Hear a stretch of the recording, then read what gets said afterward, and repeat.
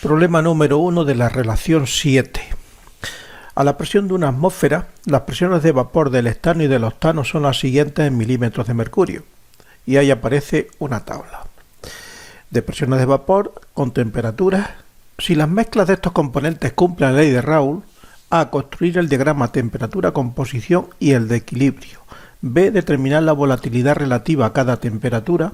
C. Con el valor medio de la volatilidad relativa comparar las composiciones de equilibrio.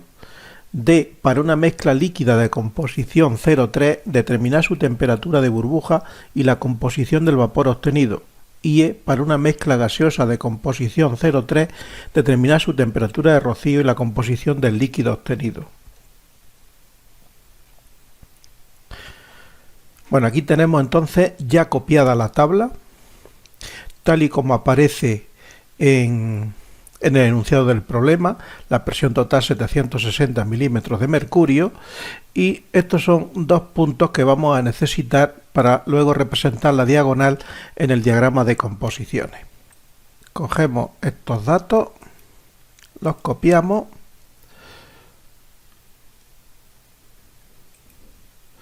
y le damos aquí la vuelta, de tal forma que esto los arrastramos y los tenemos ya aquí debajo. Aquí los tenemos, aquí voy a poner la coma, voy a sustituir por un punto y aquí igual. Bueno, ya entonces tenemos esto, lo voy a borrar.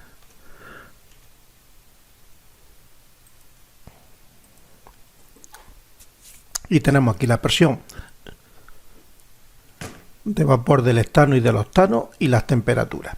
La presión es de 760 milímetros de mercurio. Según podemos observar, el hexano tiene igual a la presión atmosférica, 760 milímetros de mercurio, a la temperatura de 98,84 grados, lo cual significa que su temperatura de ebullición es 98,84. Y si observamos el octano, igual a la presión atmosférica a 125,6, con lo cual la temperatura de ebullición del octano es 125,6 grados. Pues entre estas dos temperaturas está toda la mezcla de hexano y octano que ahora vamos a obtener. En primer lugar, necesitamos las ecuaciones para determinar las composiciones tanto de líquido como de vapor en equilibrio. Bueno, aquí las voy a pegar, por ejemplo, aquí, las pego,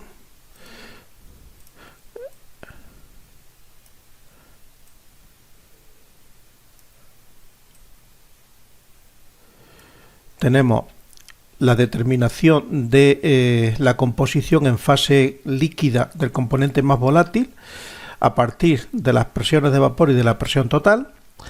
A partir de la composición en fase líquida y utilizando la ley de Raoult y la ley de Dalton obtenemos la composición en fase gaseosa y luego por definición de volatilidad relativa pues obtendremos la volatilidad relativa y una vez que hayamos obtenido la volatilidad relativa para los distintos valores de X recalcularemos el valor de la composición en fase gaseosa.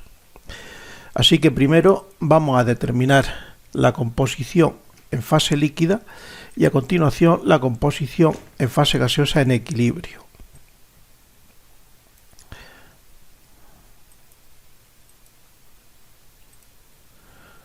Voy a centrarlo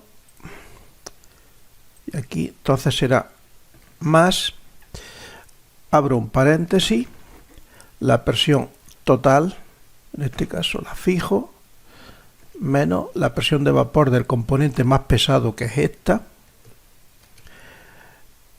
entre, abro otro paréntesis, la presión de vapor del componente más ligero, menos la del más pesado. Entonces aquí tenemos el valor de X. Arrastro y ya tengo todos los X. Y ahora igual para Y, más, sería la presión de vapor del componente más ligero, esta entre el componente, entre la presión total, que sería esta, y la fijo, y multiplicado por la composición en fase líquida. Aquí la tenemos y aquí está. Nos dice primero que construyamos el diagrama temperatura-composición y el de equilibrio. Ya tenemos entonces temperatura, composiciones y también podemos hacer el de equilibrio. Entonces voy a dibujarlo. Ya he hecho la figura, así que lo que voy a hacer va a ser pegarlas aquí. Aquí está. Como se observa, esta es la representación de la temperatura frente a la composición fase líquida, en la curva de burbuja, y la curva de rocío, que es la representación de la temperatura frente a la composición en fase gaseosa. O sea, ya tenemos dibujadas la curva de burbuja y la curva de rocío. Y la curva, el gráfico de composiciones, pues aquí está. Y aquí ya lo que se representa, pues es Y frente a X. Y estos dos puntos que hay ahí, que son estos de aquí, que se han puesto para dibujar la diagonal. Por lo tanto, ya tenemos los dos gráficos hechos. Ahora nos dice que determinemos la volatilidad relativa y comparar las composiciones de equilibrio. Por lo tanto, vamos a determinar alfa.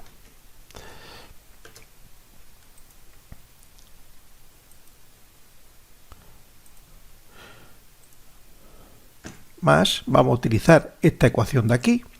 Lo que pasa es que alfa no se puede determinar para composición X o Y 1 o 0. Por lo tanto, alfa hay que determinarla para el resto de valores excepto los extremos. Así que de aquí salgo y lo calculo aquí. Más, y lo voy a hacer utilizando, ya que es más simple, las presiones de vapor, ya que las conocemos. El cálculo a partir de las composiciones de equilibrio da el mismo resultado. Entonces, más sería este partido por este. 2,23, lo arrastro y tengo todos los alfa calculados. Ahora voy a hacer el promedio.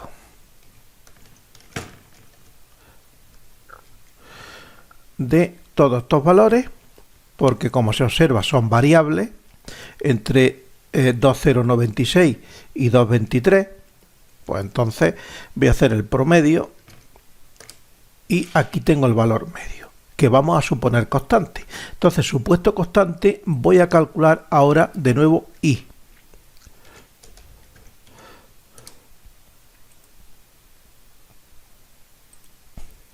Y para eso voy a utilizar esta expresión que hay aquí, a partir de alfa. Más sería la composición en fase líquida por el alfa medio, lo fijo, entre, abro paréntesis, 1 más la composición en fase líquida por alfa, lo fijo, menos 1. Cierro paréntesis y cierro el otro paréntesis. Ahí tenemos el valor de I calculado, arrastro y ya tengo también todos los I calculados. Ahora lo que hacemos para compararlos es la representación gráfica, tanto de I como de I calculado frente a X, a ver lo que sale. Entonces nos venimos a esta figura, donde si observamos esta línea verde corresponde a I calculado frente a X, y debajo, que no se ve, está la línea azul que corresponde al I de equilibrio frente a X. De todas formas, voy a dejar de representar esa serie y aquí se observa que esta es la que corresponde a I frente a X. Por lo tanto, el alfa, este valor medio de alfa supuesto constante, reproduce muy bien los datos experimentales de equilibrio. Así que voy a volver a representar esta serie 3. Y aquí está. Ahora nos dice el problema que para una mezcla líquida de composición 0,3,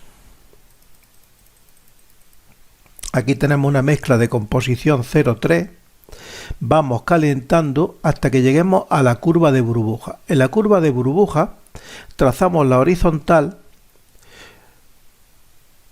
y esta escala está en incrementos de 0,5, por lo tanto 115,5 sería la temperatura de burbuja. Por lo tanto, voy a escribirlo aquí, 115,5. Y la composición, pues trazamos la horizontal hasta que corte la curva de rocío, y la primera burbuja que se forma tiene una composición, esto sería 0,6, 0,4, 0,5 estaría aquí en medio, 42, 44, 46, 48, 0,48.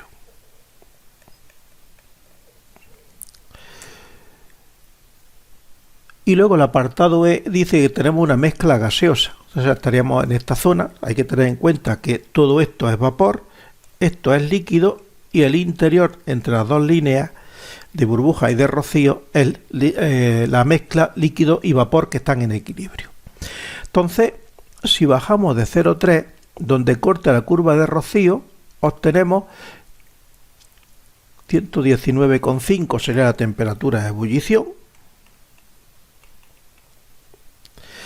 y la composición de la primera gota de líquido que se forma, esto sería 0,20, 0,18, pues 0,17.